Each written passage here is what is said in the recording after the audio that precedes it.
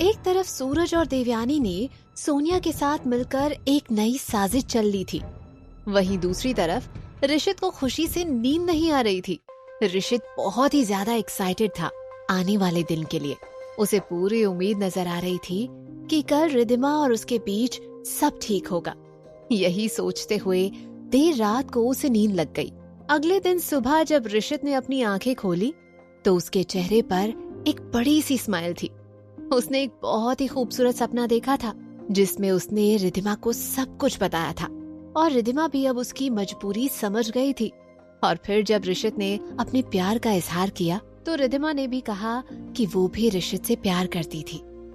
ऋषित ने खुद से ही मुस्कुराते हुए कहा, इतना खूबसूरत सपना तो कुछ और हो ही नहीं सकता और आज ये सपना मैं सच कर दूंगा। उधर निशांत के स्कूल में आज छुट्टी थी।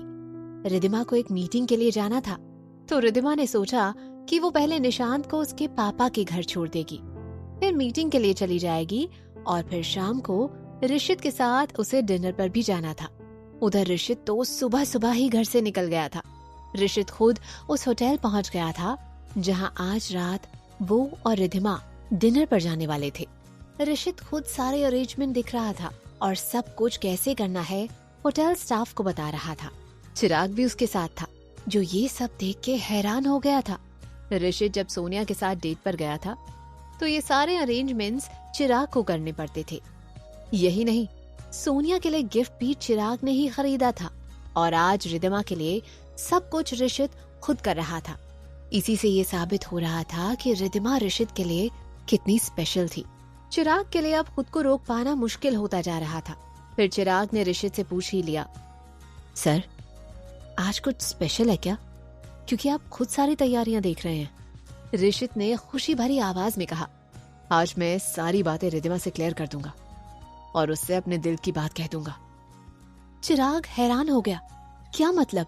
आज ऋषित रिद्धिमा को प्रपोज करने वाला था? ये तो सच में बहुत बड़ी बात होने वाली थी। बहुत ही खुशी की बात होगी। फाइनली अगर रिद्धिमा मैडम के साथ सब सेट हो गया तो उसकी बॉस गुस्सा छोड़ थोड़ा शांत हो जाएंगे। चिराग ने दिल ही दिल में सोचा कि बस ऐसे ही सब ठीक हो। दूसरी तरफ रिद्धिमा निशांत को लेकर अरोड़ा मेंशन से निकलने ही वाली थी कि उसके पापा सुहास वहां आ गए। रिद्धिमा ने हैरानी से पूछा, पापा आप यहाँ? सुहास ने धीरे से मुस्कुराते हुए कहा, हाँ, कल जब तुम आई थी तो वो तुम ये फाइल भूल गई थी बेटा। मुझे लगा कुछ जरूरी तो नहीं, इसीलिए मैं इसे देने चला आया।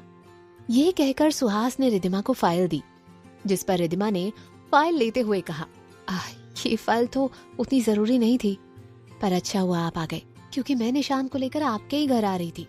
निशांत को आपके पास छोड़ मैं मीटिंग के लिए जाने वाली थी, तो अब आप आ गए हो तो आप निश को लेकर जाओ, मैं सीधे मीटिंग के लिए निकल जाती हूँ। जिस पर सुहास ने निशांत का हाथ पकड़ते हुए कहा, हाँ ठीक है बेटा, तुम लंच के लिए घर आ जाना।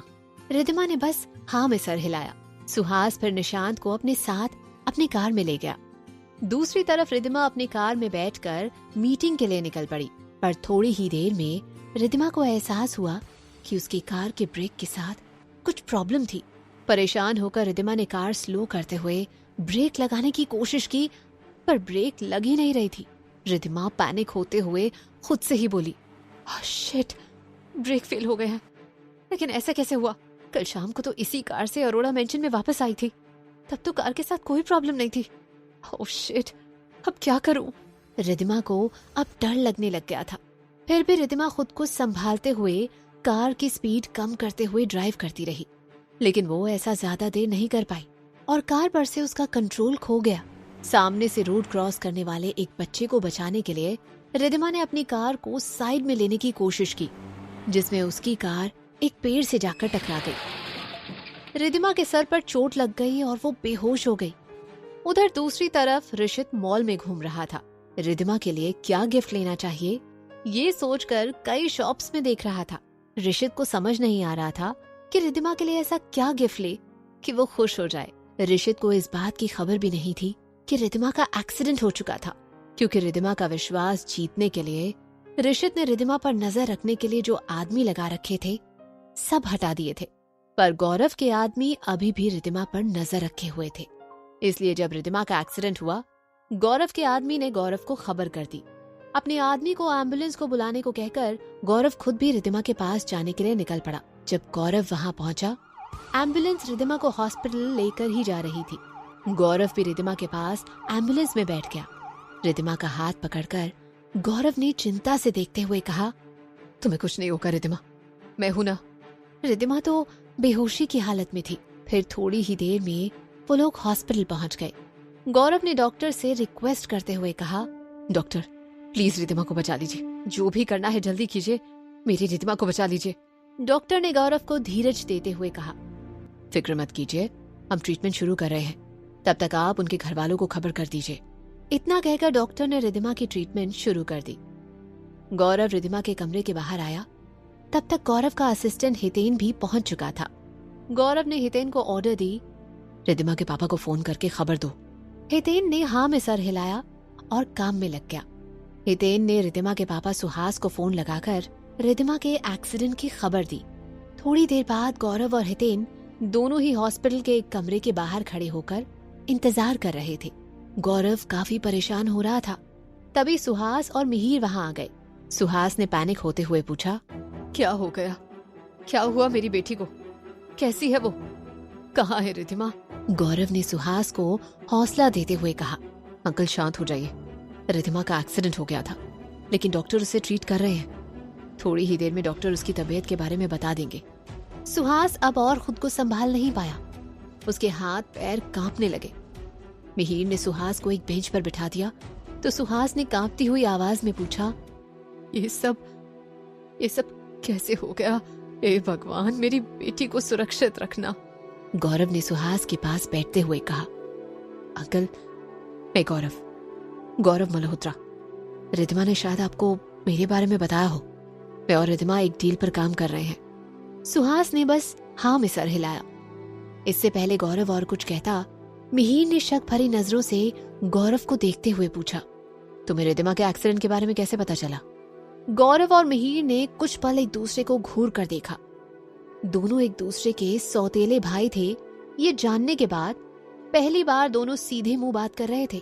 लेकिन दोनों ये भी समझ रहे थे कि ये वक्त आपसी गिले शिकवे का नहीं था, क्योंकि दोनों को ही रिद्धिमा की फिक्र थी। अब गौरव सीधे सीधे ये तो नहीं बोल सकता था कि उसने रिद्धिमा के पीछे अपने आदमी लगा रखे थे और उसी ने गौरव को खबर दी। इसलिए झूठ बोलते हुए गौरव ने कहा, वो एक्चुअली मेरा एक दोस्त उसी रास्ते से जा रहा था तो उसने रिद्धिमा को देख लिया और वो रिद्धिमा को पहचानता था, इसलिए फौरन मुझे फोन किया और मैं वहां गया और उसे यहाँ हॉस्पिटल ले आया। सुहास ने गौरव का शुक्रिया अदा करते हुए कहा, थैंक यू, तुम्हारा बहुत बहुत शुक्रिया कि तुम्हें सही वक्त पर यह बात पता चली और तुम उसे हॉस्पिटल ले आए, वरना पता नहीं क्या हो जाता। सुहास दिल ही दिल में ये सोच रहा था कि गौरव एक अच्छा इंसान लग रहा था। सुहास ने सोचा कि अक्षय का बेटा होते हुए भी गौरव अक्षय की तरह बुरा इंसान नहीं है। गौरव ने खुद की अच्छाई दिखाते हुए कहा, इसमें शुक्रिया की क्या बात है अंकल, रिद्धिमा मेरी दोस्त है तो उसके लिए इतना तो कर सकता हूं मैं। मिहिर को ये कुछ ठीक नहीं लग रहा था। रिद्धिमा का एक्सीडेंट हो गया और वहीं गौरव का कोई दोस्त मौजूद था, इतना बड़ा इत्तेफाक। लेकिन इस सिचुएशन में मिहिर ने कुछ नहीं कहा। तभी ऋषित वहां आ गया। ऋषित के साथ अरुण, देवयानी और सूरज भी आए हुए थे। रिद्धिमा का एक्सीडेंट हुआ था, ये सुनकर ही ऋषित की हालत खराब थी। पैनिक होते हुए वो बोला, कहाँ है मेरी रिद्धू? कैसी है वो? कहाँ चोट लगी है उसे? हितेन ने आगे आकर वही सब बताया जो गौरव ने सुहास को बताया था। ऋषित परेशान होते हुए कमरे के अंदर जाने की कोशिश करते हुए बोला, मुझे रिद्धू को देखना है, मुझे उससे मिलना है। पर गौरव ने बीच में आकर ऋषित को रोकते हुए कहा, मिस्टर अरोड़ा रिलैक्स, रिद्धिमा का इलाज चल रहा है, इसलिए डॉक्टर्स को डिस्टर्ब मत कीजिए। हम सब भी रिद्धिमा के लिए उतने ही परेशान हैं। ऋषित की हालत इतनी बुरी थी कि वो गौरव पर गुस्सा करने की स्थिति में भी नहीं था। ऋषित को रह रहकर 4 साल पहले की याद आ रही थी। ऐसे ही रिद्धिमा का एक्सीडेंट हुआ था और उसे लगा था कि उसने रिद्धिमा और उनके बच्चे दोनों को खो दिया। तभी डॉक्टर बाहर आए और उन सबको बताते हुए बोले, देखिए घबराने की कोई बात नहीं, सर पर चोट लगी है पर वो सीरियस नहीं है। अभी वो बेहोश हैं और थोड़ी देर में हम उन्हें रूम में शिफ्ट कर देंगे, फिर आप लोग उनसे मिल सकते हैं। ये सुनकर देवयानी और सूरज को छोड़ बाकी सबने चैन की सांस ली। तभी देवयानी ने धीरे से कहा, और निशांत कैसा है? क्या उसे भी चोट लगी है? जिस पर सुहास ने जवाब देते हुए कहा, निशांत तो मेरे घर पर सुधा बहन जी के साथ है। मिहिर ने फौरन सुधा को फोन कर दिया कि रिद्धिमा अब ठीक थी। देवयानी और सूरज के तो तन बदन में जैसे गुस्से से आग लग गई थी। रिद्धिमा भी बच गई और निशांत भी। देवयानी ने अपना शक जाहिर करते हुए पूछा, पर निशांत तो रिद्धिमा के साथ था ना? सुहास ने सच बताते हुए कहा, कल रिद्धिमा अपनी फाइल घर पर भूल गई थी, तो मुझे लगा कि वो जरूरी होगी, इसलिए मैं सुबह सुबह उसे वो फाइल देने आ गया। तभी रिद्धिमा ने कहा कि मैं निशांत को अपने घर ले जाऊं और वो मीटिंग के लिए चली जाएगी। फिर मैं निशांत को लेकर अपने घर आ गया और कुछ देर बाद रिद्धिमा के एक्सीडेंट का फोन आया। सबको एहसास हुआ कि निशांत की जान भी कितनी बाल बाल बची थी। अगर निशांत उस वक्त रिद्धिमा के साथ होता तो निशांत भी आज हॉस्पिटल में होता।